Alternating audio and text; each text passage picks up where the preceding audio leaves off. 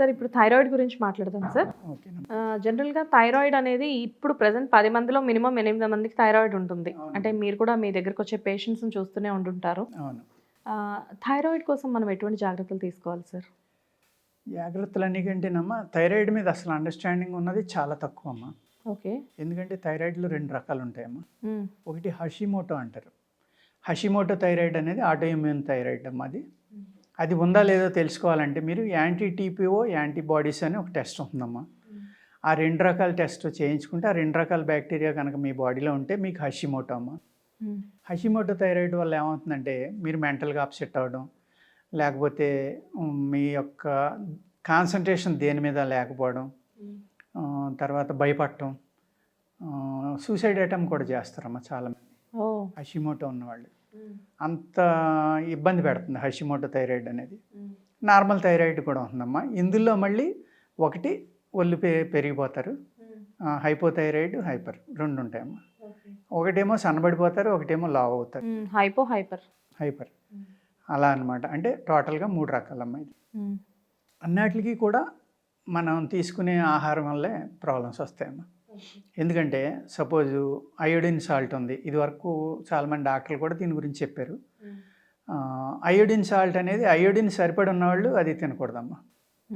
కొన్ని ఏరియాల్లో డెఫిషియన్సీ ఉంది కాబట్టి అది పెట్టారు. అది ఏం చేశారు, మొత్తం దేశంలో అందరూ తింటున్నారు. దానివల్ల కూడా వస్తుందమ్మా. సెకండ్ది అల్యూమినియం గింజలు వాడటం వల్ల కూడా వస్తుందమ్మా.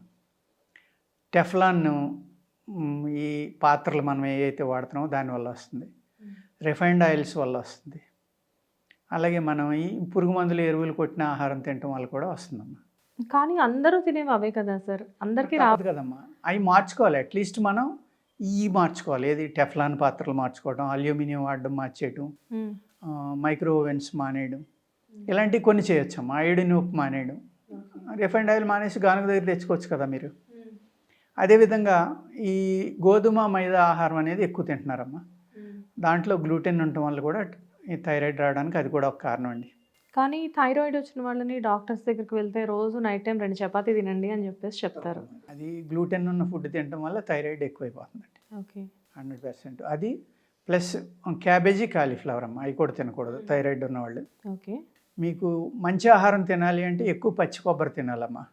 థైరాయిడ్ ఉన్నవాళ్ళు ఎక్కువ పచ్చి కొబ్బరి తినాలి. అరటిపళ్ళు కూడా ఎక్కువ తినొచ్చు. అలా కొన్ని జాగ్రత్తలు తీసుకుంటే తొందరగా కంట్రోల్ అవ్వడానికి అవకాశం. ఈ డ్రై ఫ్రూట్స్ లాంటివి తీసుకోవచ్చా సార్? డ్రై ఫ్రూట్స్ కూడా తీసుకోవచ్చమ్మా, పర్వాలేదు. హై ప్రోటీన్ తీసుకోవడం వల్ల కూడా కొంత ఇది అవుతుంది.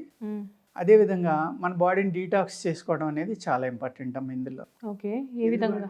ఎందుకు అంటే మీకు ఏ ప్రాబ్లం వచ్చినా ఏ గ్లాండ్ అయితే మీకు వర్క్ చేయాలో ఆ గ్లాండ్లో టాక్సిన్స్ పెరిగిపోవడం వల్ల ఆ గ్లాండ్ పని తగ్గిపోతుందమ్మా. ఓకే. తగ్గిపోవడం వల్ల మీకు ఇబ్బందులన్నీ మొదలవుతాయి అన్నమాట. యాక్చువల్గా ఏంటంటే సైన్స్ ప్రకారం కానివ్వండి, లేకపోతే యోగ శాస్త్రంలో కానివ్వండి, పీనియల్ గ్లాండ్ అంటాం మనం.